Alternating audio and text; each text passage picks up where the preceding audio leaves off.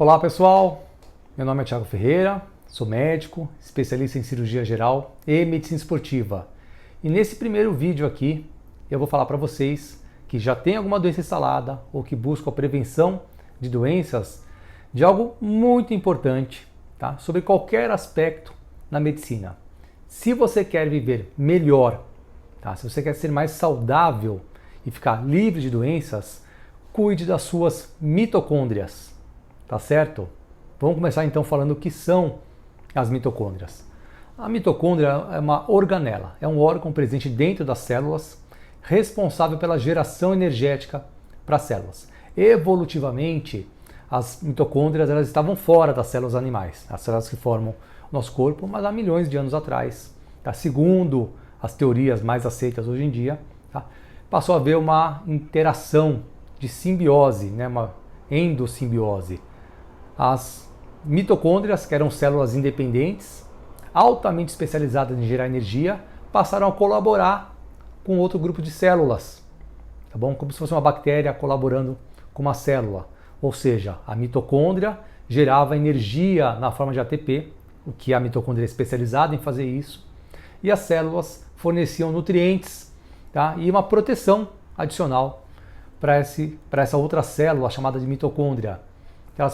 A mitocôndria passou a viver dentro das células animais, tá? E isso, com o passar dos anos, foi tendo uma troca de material genético entre a mitocôndria e as células, tá? Fazendo com que as mitocôndrias passassem a integrar realmente as células, tá bom? E aí essa relação de biossimbiose permanece até hoje.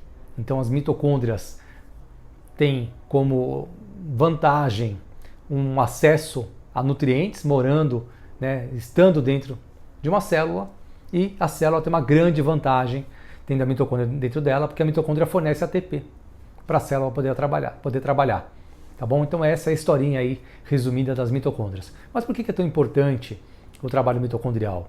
Justamente porque nessa relação de equilíbrio entre as mitocôndrias e as células, desequilíbrios mitocondriais vão levar a um déficit de produção energética que vai comprometer toda a célula, todo o maquinário celular. E isso independe se é um neurônio, se é uma célula muscular, né, se é uma célula do fígado, independente. Se existe uma deficiência de produção energética, a célula não vai trabalhar direito. Então, a regra básica para você que quer controlar melhor uma doença, para você que quer viver mais e melhor, é cuidar das suas mitocôndrias, tá certo? E como é que a gente faz isso? Primeiro, alimentando de forma correta o corpo.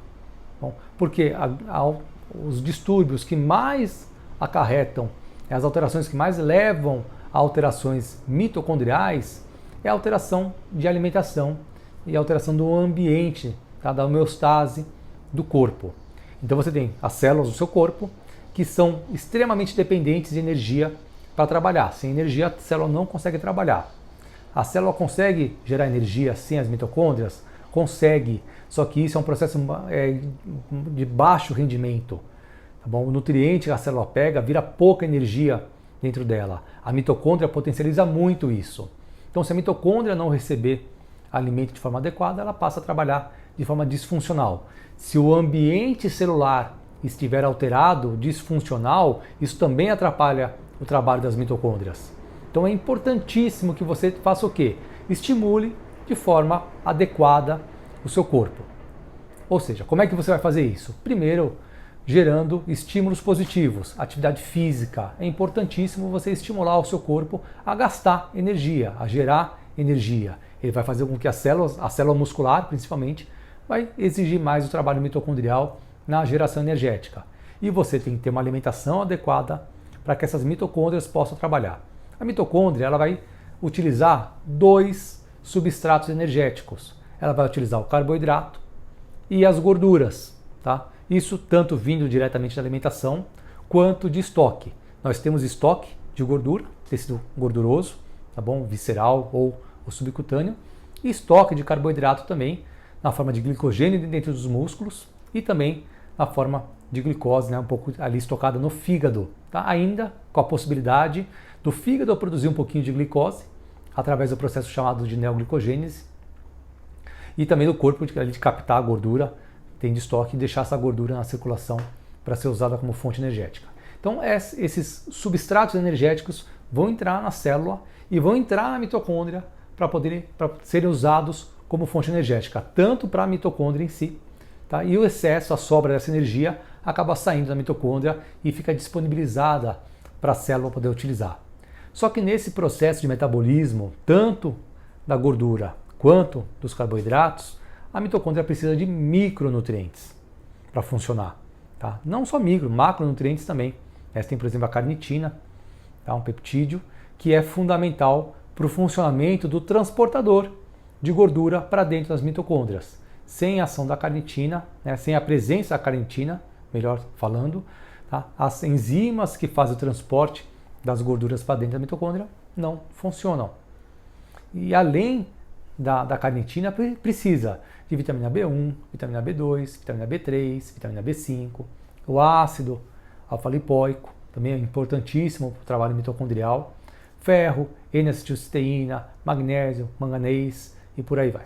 Então os micronutrientes, que não têm outra origem a não ser a alimentação, são fundamentais para que as mitocôndrias trabalhem. Na prática, agora falando uma linguagem mais simples aqui, qual que é o problema de uma mitocôndria disfuncional para a gente?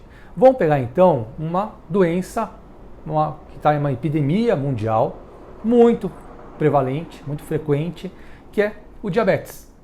O diabetes tipo 2, tá bom? Ele nada mais é que uma dificuldade da célula em usar a glicose como fonte energética. Essa glicose sobra dentro da célula, não entra mais e a célula começa a jogar para fora essa glicose que não está sendo metabolizada. Tá? Isso aumenta a glicemia sanguínea, né? Que faz com que o pâncreas reaja, aumentando a produção de insulina e forçando essa glicose a entrar na célula. Mas essa glicose não é metabolizada, a célula não usa isso. Então é um entra e sai, a glicemia fica mais alta e a célula tenta se proteger contra a entrada excessiva de glicose, criando uma resistência à ação da insulina. Ou seja, a insulina que o pâncreas produz já não é mais suficiente para essa glicose entrar na célula, que não consegue metabolizar essa glicose. Essa glicemia fica alta, bom, e o quadro de diabetes acaba sendo instalado. Então o mecanismo básico do desenvolvimento do diabetes é uma incapacidade da metabolização de glicose.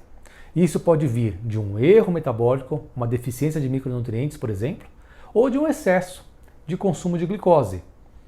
Tá certo? Então imagina, você tem muita glicose, tem muito carboidrato simples na sua alimentação, você satura o corpo disso, e isso cria um problema metabólico para a célula, que ela não tem como para onde metabolizar. Essa glicose tem que virar energia.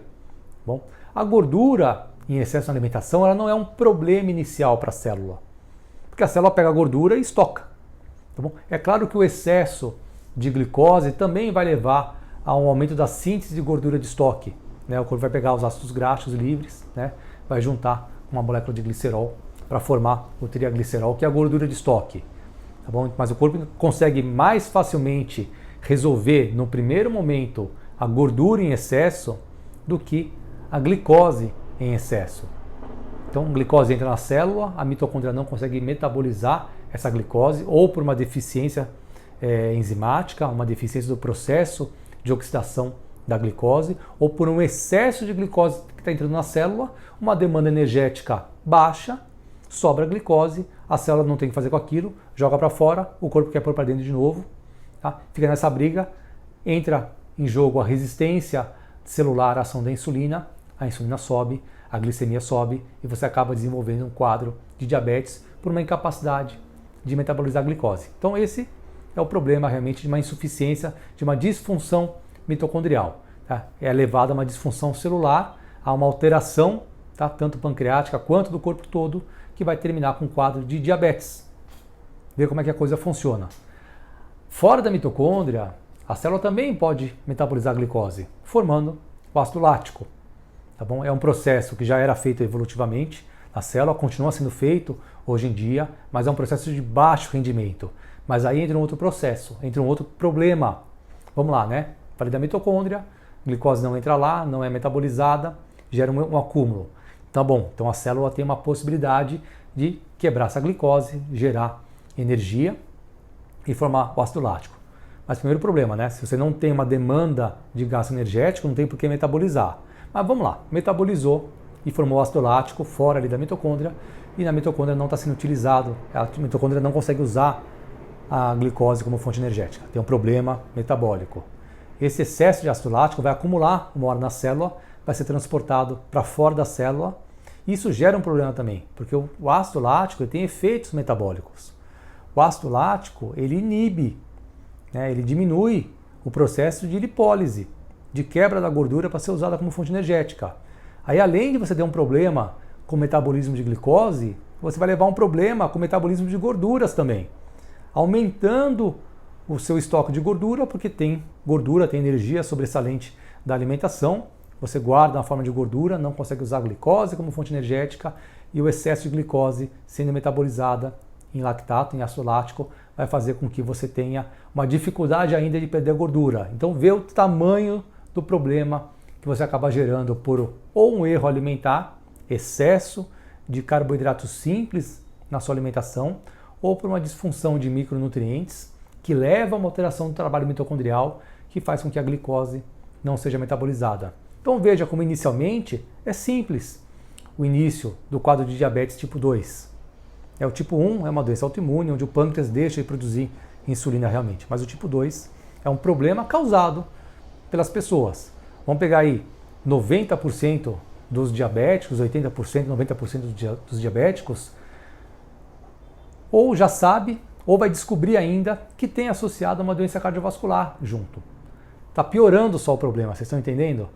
Você tem um erro alimentar ou um erro metabólico não encontrado, não diagnosticado, acúmulo de glicose dentro da célula, saída da glicose da célula, resistência à insulina, excesso de formação de ácido lático, inibição do processo de lipólise, de quebra da gordura pelo próprio ácido lático, tá bom? Dificuldade de emagrecimento, piora de fator inflamatório. Vamos lembrar que as gorduras produzem fatores inflamatórios que vão levar, tá, vão predispor você a uma doença cardiovascular.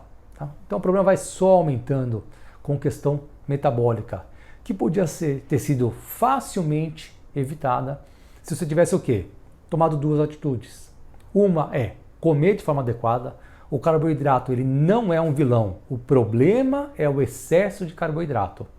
Pessoal, quando a gente fala de carboidrato, a gente tem que especificar qual carboidrato a gente está falando. Tem vários tipos de carboidrato.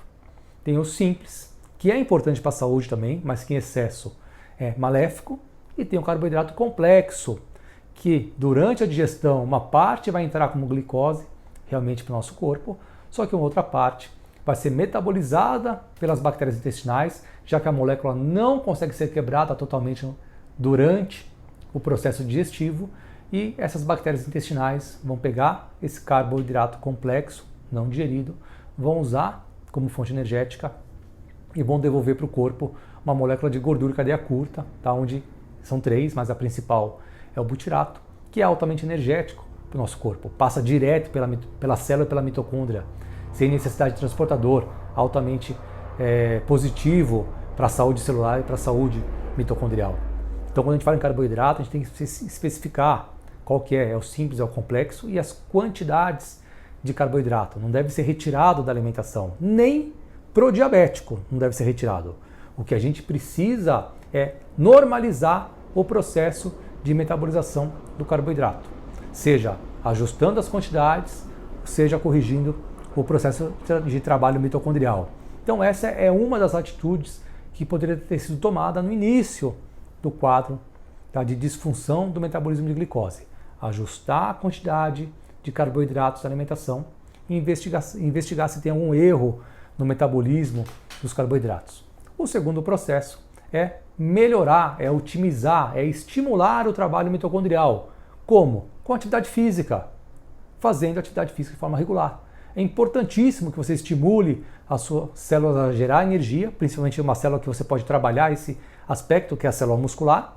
Você consegue estimular ela com treino, ela tendo que trabalhar mais, a requisição energética vai ser maior, e você melhora, você estimula não só o trabalho das mitocôndrias já existentes, mas você melhora também a multiplicação dessas mitocôndrias, fazendo com que a célula precise de mais mitocôndrias. Essas mitocôndrias se dividem, criam-se novas mitocôndrias e você otimiza muito o seu processo de geração energética, fazendo com que a sua célula tenha mais energia disponível. Bom, e sempre que a gente pensa em energia, a gente tem que lembrar de uma coisa chamada oxigênio. A mitocôndria, ela trabalha exclusivamente com oxigênio. Se tiver déficit, dificuldade de oxigênio, um paciente com anemia, um paciente com doença pulmonar, por exemplo, o trabalho mitocondrial vai ficar comprometido. Precisa de muito oxigênio para metabolizar a gordura. Precisa de oxigênio, menos do que para a gordura, mas também de bastante oxigênio para metabolizar os carboidratos, a glicose. Então é importantíssimo que você tenha, né, uma suficiência de captação e de transporte de oxigênio para que o seu trabalho mitocondrial seja otimizado, que ele aconteça de forma normal. Então, pessoal, falei aqui do diabetes como um exemplo para vocês.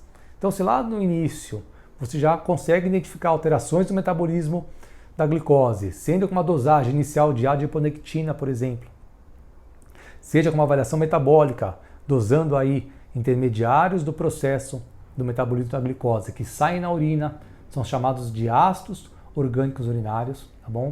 O próprio ácido pirúvico, o ácido lático, conjugado de glicose, saindo pela urina, tá bom? A conjugada de alanina sendo eliminada pela urina, tá bom?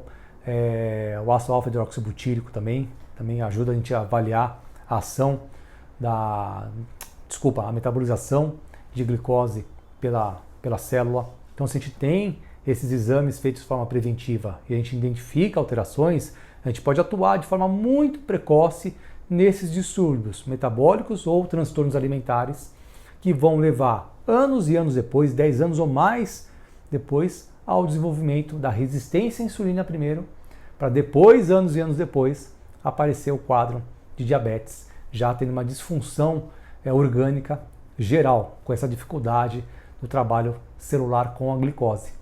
Tá bom? Então veja, pessoal, como a gente pode, com medidas simples, cuidando da alimentação, fazendo atividade física e fazendo de forma regular exames, avaliar se você tem alguma alteração que vai predispor você a um diabetes, por exemplo, e, por tabela, predispor ao aparecimento de doenças cardiovasculares, já que a grande maioria dos diabéticos tem uma doença cardiovascular associada. Tá bom? Então, nesse primeiro vídeo aqui, o que eu queria passar para vocês era essa informação de como é importante você cuidar das suas mitocôndrias. Alimentação adequada, a adequação dos macronutrientes, carboidratos, proteínas e gorduras, suficiência de micronutrientes, que são vitaminas e minerais, e atividade física. Dessa forma, você consegue otimizar o trabalho mitocondrial e a chance de você desenvolver algum distúrbio mitocondrial que vai levar a uma alteração do ambiente celular e uma disfunção celular com, no futuro, o aparecimento de alguma doença, vai ser muito melhor. Então, hábitos de vida, hábitos alimentares para a prevenção de doenças. Nesse primeiro vídeo aqui eu falei para vocês então de diabetes e eu vou fazer um próximo vídeo para vocês falando de como você pode, qual que é a melhor atividade física, quais são os melhores treinos, tá? Como você deve trabalhar a atividade física para otimizar ainda mais o seu metabolismo mitocondrial, tá bom? Se alguém tiver alguma dúvida, pode deixar nos comentários. Até o próximo vídeo.